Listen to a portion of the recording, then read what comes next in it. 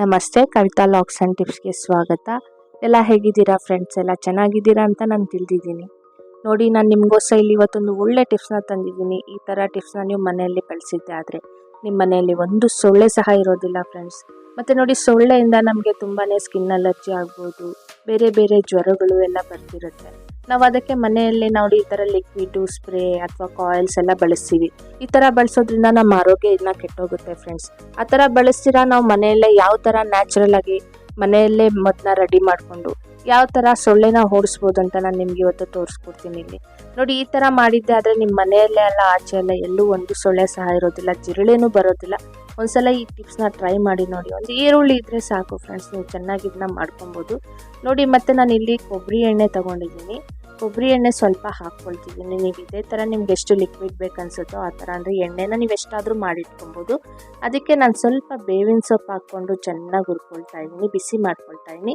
ಇದೇ ಥರ ನೀವು ಅಷ್ಟೇ ಬೇವಿನ ಸೊಪ್ಪು ಹಾಕ್ಬಿಟ್ಟು ಚೆನ್ನಾಗಿ, ಆದರೆ ಅದು ಪೂರ್ತಿ ಕಲರ್ ಚೇಂಜ್ ಆಗಬೇಕು ಆ ಥರ ಬಿಸಿ ಮಾಡಿಕೊಂಡು, ಮತ್ತು ಸ್ವಲ್ಪ ಕರ್ಪೂರನ ಅದಕ್ಕೆ ಹಾಕಿ ಚೆನ್ನಾಗಿ ಮತ್ತೆ ಬಿಸಿ ಮಾಡ್ಕೊಳ್ತಾ ಇದ್ದೀನಿ.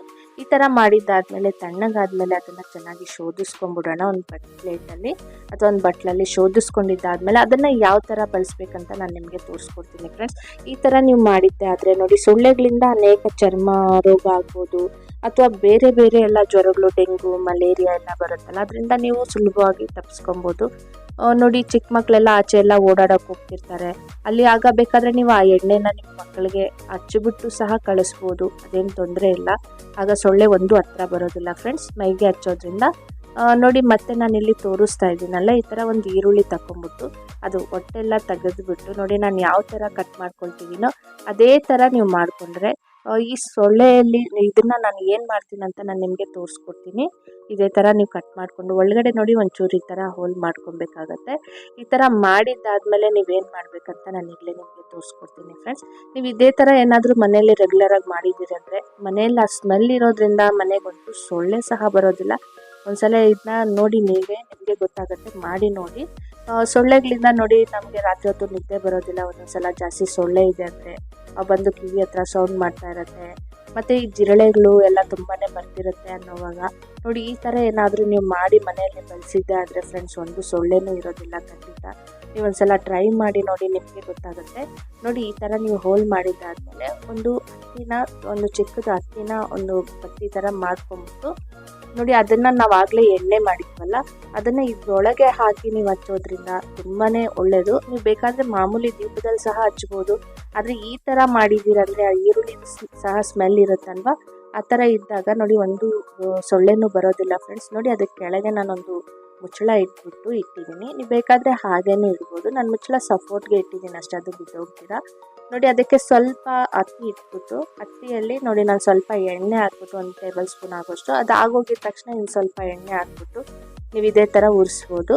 ನೋಡಿ, ಈ ಥರ ಮಾಡಿದ್ದಾದರೆ ನಿಮಗೆ ಏನು ಸೈಡ್ ಎಫೆಕ್ಟ್ ಏನೂ ಆಗೋದಿಲ್ಲ. ಇದು ಸ್ಮೆಲ್, ಇದರಲ್ಲಿ ಬೇವಿನ ಸೊಪ್ಪು ಮತ್ತು ಕರ್ಪೂರ ಹಾಕಿರೋದ್ರಿಂದ ಇದು ಸ್ಮೆಲ್ ಅಂದರೆ ಸೊಳ್ಳೆಗಾಗೋದಿಲ್ಲ, ಒಂದೂ ಬರೋದಿಲ್ಲ. ನೋಡಿ, ನಾವು ಸಹ ಅಷ್ಟೇ ಆಚೆ ಆಗ ಹಳೆ ಕಾಲದಿಂದನೂ ಬೇವಿನ ಸೊಪ್ಪು ಹೊಗೆ ಹಾಕ್ತಾ ಬರ್ತಾರೆ, ಅಂದರೆ ಸೊಳ್ಳೆಗಳು ಓಡಿಸೋದಕ್ಕೆ.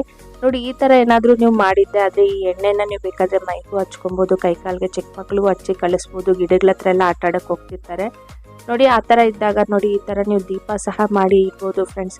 ಇದು ಸ್ಮೆಲ್ಲಿಂದ ನಿಮಗೇನು ಸೈಡ್ ಎಫೆಕ್ಟ್ ಆಗೋದಿಲ್ಲ. ಕರ್ಪೂರ ಹಾಕಿರೋದ್ರಿಂದ ನಿಮ್ಮ ಮನೆಯಲ್ಲಿ ನೆಗೆಟಿವ್ ಥಾಟ್ಸ್ ಏನಿದ್ರು ಅದು ಸಹ ಹೊಟ್ಟೋಗುತ್ತೆ. ಮತ್ತು ನೋಡಿ, ಈ ಥರ ಮಾಡೋದ್ರಿಂದ ನಿಮಗೆ ತುಂಬಾ ಒಂದು ಸೊಳ್ಳೆ ಅಥವಾ ಜಿರಳೆ ಏನೂ ಬರೋದಿಲ್ಲ ಫ್ರೆಂಡ್ಸ್. ನೀವು ಈ ಟಿಪ್ಸ್ನ ಒಂದ್ಸಲ ಟ್ರೈ ಮಾಡಿ ನೋಡಿ. ಈ ಥರ ನೀವು ಎಲ್ಲಿ ಬೇಕಾದರೂ ಹಚ್ಬೋದು ನಿಮ್ಗಂದರೆ ನೋಡಿ, ಈ ಥರ ಅದು ಕೊನೆ ಆಗ್ತಾ ಅದು ಆರೋಗ್ಬಿಡುತ್ತೆ. ಮತ್ತು ನೋಡಿ, ನೀವು ಬೇಕಾದರೆ ಇನ್ನೂ ಒಂದ್ಸಲ ಅದಕ್ಕೆ ಹಾಕ್ಕೊಬೋದು. ಮತ್ತು ನೋಡಿ, ಇನ್ನೊಂದು ಟಿಪ್ಸ್ ನಾನು ಇದರಲ್ಲೇ ನಿಮ್ಗೆ ತೋರಿಸ್ಕೊಡ್ತಾ ಇದ್ದೀನಿ. ಇನ್ನೂ ಒಂದು ಈರುಳ್ಳಿನ ಈ ಥರ ಕಟ್ ಮಾಡ್ಕೊಂಬಿಟ್ಟು ನಿಮ್ಮ ಮನೆಯಲ್ಲಿ ಸ್ವಲ್ಪ ಹತ್ತಿ ಇದ್ದರೆ ಅದನ್ನು ಸ್ವಲ್ಪ ಈ ಥರ ಬತ್ತಿ ಥರ ಮಾಡಿಕೊಂಡು ಸಾಸಿವೆ ಎಣ್ಣೆ ಇರುತ್ತಲ್ಲ ಅದರಲ್ಲಿ ಈರುಳ್ಳಿಯಲ್ಲಿ ನೀವು ಎಣ್ಣೆ ಹಚ್ಚೋದ್ರಿಂದ ಸಹ ಸೊಳ್ಳೆ ಬರೋದಿಲ್ಲ. ಈ ಟಿಪ್ಸ್ನ ಸಹ ಟ್ರೈ ಮಾಡಿ ನೋಡಿ. ಈ ಥರ ಹಚ್ಚಿ ನೀವು ಎಲ್ಲಿ ಬೇಕಾದರೂ ಹಚ್ಚಿ ಇಡೋದ್ರಿಂದ ನಿಮಗೆ ಸಂಜೆ ಹೊತ್ತು ನೀವು ಹಚ್ಚಿ ಬಾಗ್ಲತ್ರ ಆಗ್ಬೋದು ಅಥವಾ ನೀವು ಎಲ್ಲೇ ಮಲಗ್ತಿರೋ ಕುತ್ಕೊತಿರೋ ಅಲ್ಲಿ ನೀವು ಈ ಥರ ಹಚ್ಚಿ ಇಡೋದ್ರಿಂದ ಸೊಳ್ಳೆಗಳೇನು ಬರೋದಿಲ್ಲ ಫ್ರೆಂಡ್ಸ್. ನೋಡಿ, ನಾನು ಮಾಡಿರೋ ವಿಡಿಯೋ ಇಷ್ಟ ಆಗಿದ್ರೆ ಪ್ಲೀಸ್ ನನ್ನ ಚಾನಲ್ನ ಲೈಕ್ ಮಾಡಿ, ಸಬ್ಸ್ಕ್ರೈಬ್ ಮಾಡಿ, ಬೆಲ್ ಬಟನ್ ಕ್ಲಿಕ್ ಮಾಡಿ, ಇನ್ನೂ ಹೆಚ್ಚಾಗಿ ನೋಟಿಫಿಕೇಷನ್ಸ್ ನಿಮಗೆ ಬರುತ್ತೆ. ಅದೇ ಥರ ನನ್ನ ಚಾನಲ್ನ ಶೇರ್ ಮಾಡಿ ಫ್ರೆಂಡ್ಸ್. ನೋಡಿ, ಈ ಥರ ನೀವು ಎಲ್ಲಿ ಬೇಕಾದರೂ ಹಚ್ಚಿ ಇಡ್ಬೋದು. ಹಚ್ಚಿ ಇಡೋದ್ರಿಂದ ಒಂದು ಸೊಳ್ಳೆ ಸಹ ಇರೋದಿಲ್ಲ ಫ್ರೆಂಡ್ಸ್. ಒಂದ್ಸಲ ನೋಡಿ ನೀವೇ. ನೀವು ಮಾಡಿ ನೋಡಿ ಮತ್ತು ನಿಮಗೆ ಗೊತ್ತಾಗುತ್ತೆ ಯಾವ ಥರ ಇದು ಉಪಯೋಗ ಆಗುತ್ತೆ ಅಂತ. Thank you friends.